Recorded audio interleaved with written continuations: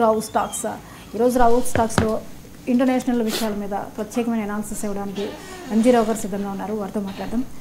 Sir, Putin and Xi Jinping, Kim Jong Un వీళ్ళు ఎన్నో భయంకరమైన ఆయుధాలను లైమ్లైట్లోకి తీసుకురావడం జరిగింది.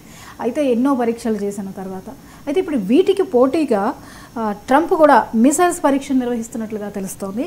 సో అమెరికా ఆయుధాలు రష్యా చైనాలతో ఈ కంపారిజన్ మీరు ఎలా చెప్తారు sir?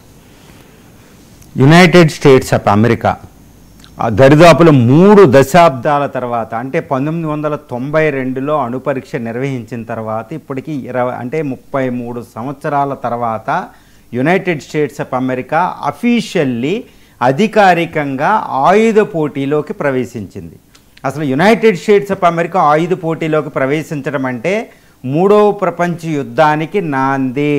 The world is heading towards the third world war అని ఈజీగా ఎవరైనా చెప్పేస్తారు. ఇది ఎవరిది తప్పు అంటే ఆయన ట్రంప్ ఒకటే చెప్తున్నాడు. ప్రస్తుతం US president of India president మనకి ఏం చెప్తున్నాడంటే, ఇండియాకి శత్రువైన పాకిస్తాన్ అణుపరీక్షలు నిర్వహిస్తుంది, ఉత్తర కొరియా అణుపరీక్షలు నిర్వహిస్తుంది, చైనా అణుపరీక్షలు నిర్వహిస్తుంది, రష్యా అణుపరీక్షలు నిర్వహిస్తుంది, కాబట్టి నేను చేస్తున్నాను అన్నాడు.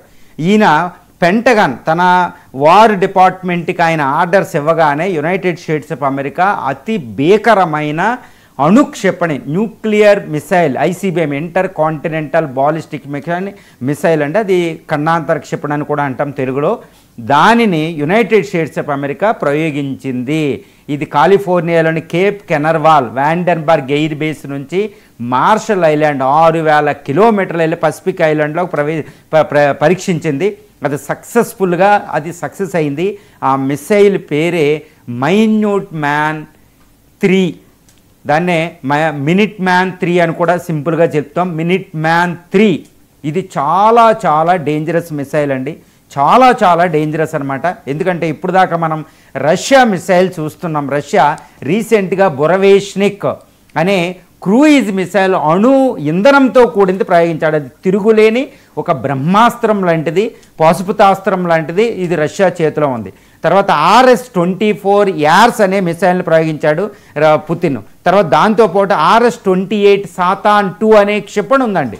తర్వాత హైపర్సోనిక్ మిసైల్ ఉంది. తర్వాత టార్పిడో పోసిడియాన్ అనే ఒక టార్పిడో, అంటే అణు సునామీని తెచ్చే ఒక పెద్ద టార్పిడోని ప్రవేశపెట్టాడు ఆయన రీసెంట్గా. ఆ పరీక్షలన్నీ జరుగుతున్నాయి.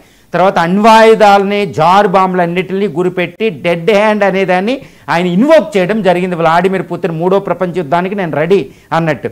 ఇక చైనా రీసెంట్గా పెరేడ్ ఒకటి నిర్వహించింది సెప్టెంబరు 3వ తారీఖున. అది ఏంటంటే 80 సంవత్సరాలు అయిన సందర్భంగా, ఇది 2వ ప్రపంచ యుద్ధం ముగిసి 80 సంవత్సరాలు అయిన సందర్భంగా చైనా విజయాన్ని స్మరించుకుంటూ ఆయన ఒక పెరేడ్ నిర్వహిస్తే అందులో డాంగ్ ఫెంగ్ 31, డాంగ్ ఫెంగ్ 41, డాంగ్ ఫెంగ్ 4, డాంగ్ ఫెంగ్ 5 అని ఒక పెద్ద భయానకమైన క్షిపణిని ఆయన ప్రయోగించారు. అమెరికాకి బల ప్రదర్శన చేసి చూపించారన్నమాట.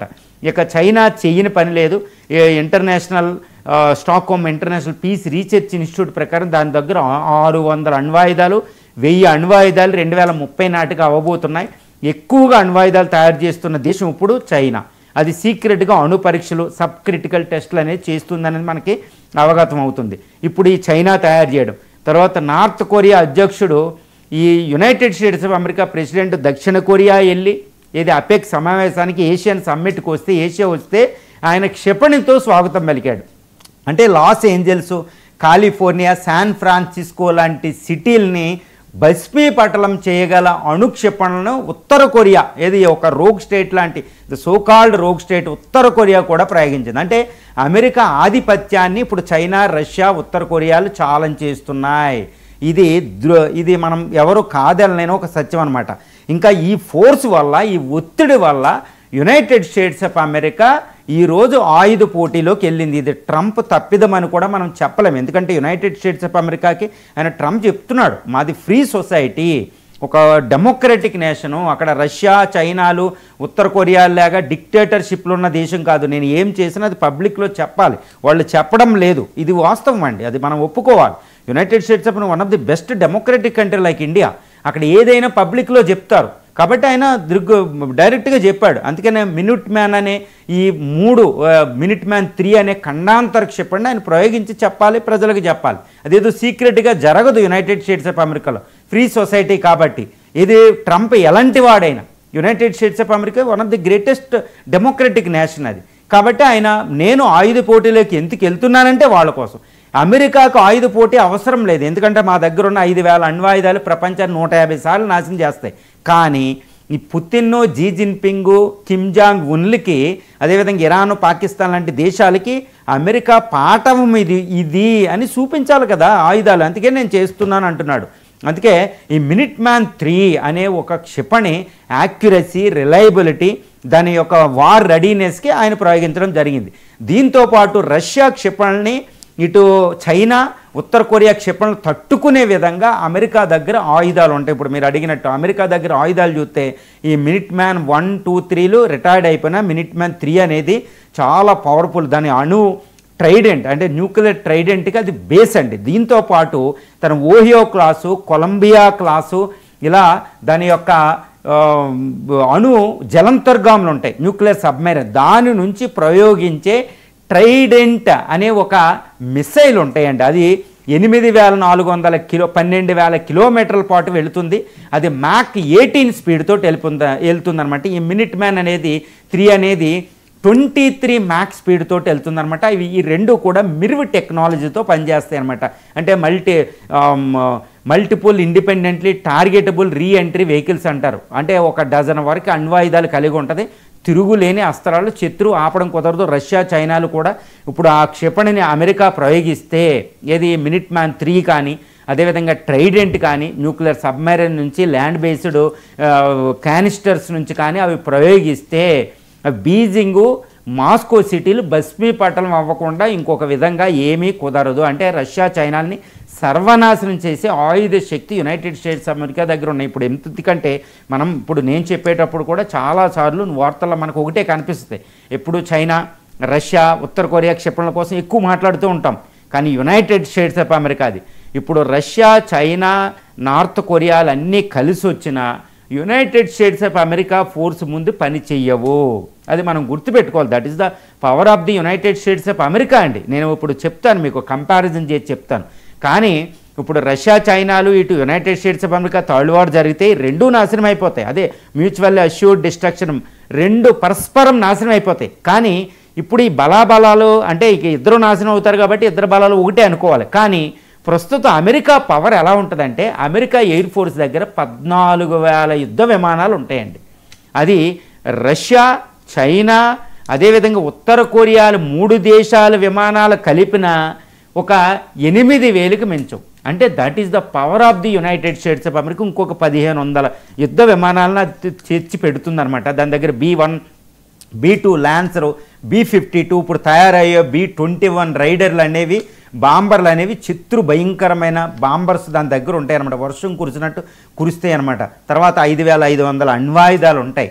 తర్వాత ఖండాంతర క్షిపణులు, క్రూయిజ్ మిసైల్, హైపర్సోనిక్ మిసైల్స్ ఉంటాయి. దీంతోపాటు యునైటెడ్ స్టేట్స్ ఆఫ్ అమెరికా ముందు రష్యా, చైనాలు నిలబడలేని పరిస్థితి ఒక్క చోట ఉంటుందండి. అదే ఎయిర్ క్రాఫ్ట్ క్యారియర్స్. అదే ఈ గెరార్డ్ ఆర్ ఫోర్డ్ అనేది ప్రపంచంలో అతిపెద్ద ఎయిర్ క్రాఫ్ట్ క్యారియర్తో పాటు 11 ఎయిర్ క్రాఫ్ట్ క్యారియర్లు ఉంటాయి. మన ఇండియా దగ్గర INS విక్రాంత్ అంటాం, అది 45,000 టన్నులు మాత్రమే. But United States of America దగ్గర ఉన్న ప్రపంచంలో అతిపెద్ద ఎయిర్ క్రాఫ్ట్ క్యారియర్ 1,00,000 టన్నుల వరకు ఉంటుంది. కొలంబియా క్లాస్ అని ఇవన్నీ అదే United States of America air craft క్యారియర్లు 11 ప్రపంచమంతా ఉంటాయి. ప్రపంచంలో 700 ఆర్మీ బేసులు దానికి ఉంటాయి. 80 దేశాల్లో అలయన్సెస్ ఉంటాయి. నాటో దాని వెనకాల ఉంటుంది. So United States of America power అనేది రష్యా, చైనాలు కలిసినా యుఎస్ని ఓడించలేవు. అందుకనే చైనా తైవాన్ మీద అటాక్ చేయలేదు. అమెరికా వార్నింగ్ ఇస్తే రష్యా కూడా ఎంతసేపు అక్కడే ఉండాలి, కానీ వెళ్ళి అమెరికాను కాదని అటాక్ చేసే పరిస్థితి ఇక్కడ లేదు. అందరూ విచిత్రం అనుకుంటారు, బట్ ఆయుధాలు అనేవి ఎప్పుడు కూడా వాస్తవంగా ఉంటాయి. That is the power of the United States of America. ఇంకొకటి ఏంటంటే, ఇప్పుడు చైనా, రష్యాలు కలిసి, ఉత్తర కొరియాలు కలిసి అమెరికాని అటాక్ చేయాలి. ఈ 3 దేశాలతో వేరే చిన్న చిన్న దేశాలు రావాలి, ఇరాన్ లాంటివి, ఒక 1/2 డజన్ దేశాల వరకు. కానీ యునైటెడ్ స్టేట్స్ ఆఫ్ అమెరికా యుద్ధానికి వెళ్తే దాని వెనకాల 100 దేశాలు ఉంటాయి. అదే ఫ్రెండ్షిప్. అది ప్రజాస్వామ్య దేశం అవడం వల్ల నాటో 27 దేశాలు 32 దేశాల కూటమి ఉంది. ఇటు Australia, New Zealand, Japan, south Korea లాంటి దేశాలు ఉంటాయి. ఆఫ్రికాలో కొన్ని దేశాలు న్యూట్రల్ ఉన్న డెవలప్డ్ కంట్రీస్ అన్నీ యునైటెడ్ స్టేట్స్ ఆఫ్ అమెరికా దగ్గర ఉంటాయి. ఎందుకంటే అది ఒక ఫ్రీ సొసైటీ, దానికి అలయన్సెస్ ఉంటాయి, మిలిటరీ డీలు. సో ఈ విషయంలో రష్యా, చైనాలు వెనకబడి ఉంటాయి. కాబట్టి రష్యా, చైనాలు అమెరికాని నాశనం చేసే శక్తి ఉంటుంది. ప్రపంచాన్ని 10 సార్లు నాశనం చేసేస్తాయి అవి కూడా. కానీ US power is the power అండి. ఇప్పుడు ఆ యునైటెడ్ స్టేట్స్ ఆఫ్ అమెరికా తన బల ప్రదర్శన కూడా చూపిస్తుంది. యాక్చువల్గా చూపించాల్సిన అవసరం యుఎస్కి లేదు. దాని అంత రిలయబుల్ ఫోర్స్ ఉంటుంది యునైటెడ్ స్టేట్స్ ఆఫ్ అమెరికా. కానీ అమెరికా అధ్యక్షుడు ఇంకా నేను కూడా చూపిస్తానని ఆయన కొంచెం అతిగా వెళ్ళే చూపిస్తున్నాడు. ఇక పుతిన్ ఒకవేళ యునైటెడ్ స్టేట్స్ ఆఫ్ అమెరికా అణు పరీక్షలకు దిగితే రష్యా తట్టుకుంటుందంటే, రష్యా ఒకప్పుడు యుఎస్ఎస్ఆర్ ఏది union socialist Soviet socialist republic అనేది 15 దేశాల కింద విడిపోవడానికి కారణం ఏంటి? యుఎస్తో ఆయుధ పోటీకి వెళ్ళి డబ్బులు తట్టుకోలేక అది విడిపోయింది. గుర్తుపెట్టుకోవాలి 1991లో. ఇప్పుడు చైనా ఆయుధ పోటీకి వెళ్ళినా అమెరికాతో ఆయుధ పోటీలో నిలబడడం అనేది చైనాకి కూడా సాధ్యం కాదు. ఎందుకంటే ఇది లాంగ్ టర్మ్ ఉంటుందండి. ట్రిలియన్ డాలర్లు పెట్టుబడి పెట్టాలి. ఇక చైనాలో ఇంకా పేదరికం ఉంది. కాబట్టి యుఎస్తో పోటీలో యుఎస్ఎస్ఆర్ ఓడిపోయింది. మళ్ళీ ఈ కూడా ఓడిపోతాయి. ఎందుకంటే ఆయుధ పోటీ అంటే అది బిలియన్స్, లక్షలాది కోట్ల రూపాయలు పెట్టాలి. బట్ యుఎస్కి అంత పవర్ ఉంటుంది, ఎందుకంటే డాలర్ ఆధిపత్యం ఇంకా ఉంది. కాబట్టి ఇది వాస్తవమైన పరిస్థితి అనమాట. కాబట్టి రష్యా ప్రేమికులకి ఇది నచ్చకపోవచ్చు, చైనా ప్రేమికులకి నచ్చకపోవచ్చు. కానీ వాస్తవంగా United States of America power is the unparalleled, unrivalled. దాని దగ్గర ఆయుధాలు, ఇక రష్యా ఆయుధాలు మనం తెచ్చుకుంటాం కాబట్టి తెలిసిపోద్దు. బట్ అమెరికన్ ఆయుధాలు అనేవి చాలా భీకరమైన ఆయుధాలుగా మనం చెప్పుకోవచ్చు. Right sir. ఇక భారత్ వెళ్తున్నానంటూ ట్రంప్ ప్రకటించారు సార్. 6 నెలల